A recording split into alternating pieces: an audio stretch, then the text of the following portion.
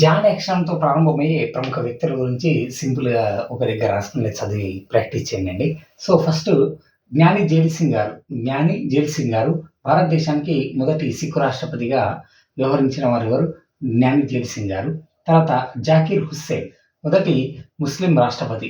భారతదేశానికి మొదటి ముస్లిం వర్గానికి చెందినటువంటి రాష్ట్రపతి ఎవరండి? జాకీర్ హుస్సేన్ గారు. తర్వాత జ్యోతి బసు గారు అత్యధిక కాలం పశ్చిమ బెంగాల్‌కు సీఎంగా పనిచేశారు. అది 23 ఇయర్స్ 23 సంవత్సరాల పాటు అత్యధిక కాలం చీఫ్ మినిస్టర్‌గా పనిచేసినటువంటి వ్యక్తి ఎవరండి? జ్యోతి బసు. సో, అది వెస్ట్ బెంగాల్. తర్వాత జగ్జీవన్ రామ్ గారు అత్యధిక కాలం కేంద్ర మంత్రిగా, సో, సెంట్రల్ గవర్నమెంట్‌లో కేంద్ర మంత్రిగా 28 ఇయర్స్ 28 ఇయర్స్ కేంద్ర మంత్రిగా వ్యవహరించినటువంటి వ్యక్తి ఎవరండి? బాబు జగ్జీవన్ రామ్ గారు 28 ఇయర్స్ అత్యధిక కాలం కేంద్ర మంత్రిగా వ్యవహరించిన వ్యక్తి. జవహర్లాల్ నెహ్రూ గారు పదవిలో ఉండగా మరణించినటువంటి మొదటి ప్రైమ్ మినిస్టర్ జవహర్లాల్ నెహ్రూ. అదేవిధంగా పదవిలో ఉండగా మరణించినటువంటి మొదటి రాష్ట్రపతి జాకీర్ హుస్సేన్. తర్వాత జాన్ ముతాయ్ తొలి బడ్జెట్‌ను ప్రవేశపెట్టినటువంటి వ్యక్తి ఎవరండి? ఆర్థిక మంత్రి జాన్ ముతాయ్. తొలి బడ్జెట్ ప్రవేశపెట్టిన ఆర్థిక మంత్రి జాన్ ముతాయ్.